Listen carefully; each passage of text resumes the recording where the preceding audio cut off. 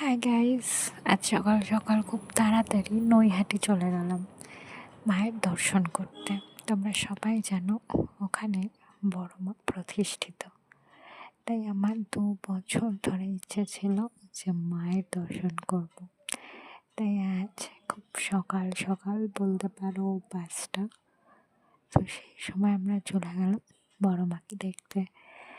আর সেখানে আজকে নাকি রেকর্ড ভিড়, বুঝতেই পারছো যে কতটা নাকি ভিড় হয়েছে।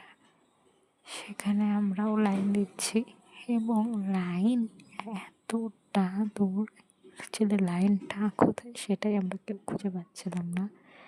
তারপর লাইনটা যথারীতি খুঁজে পেলাম এবং দেখতেই পারছো তোমাদের দেখাচ্ছে কতটা বড় লাইন।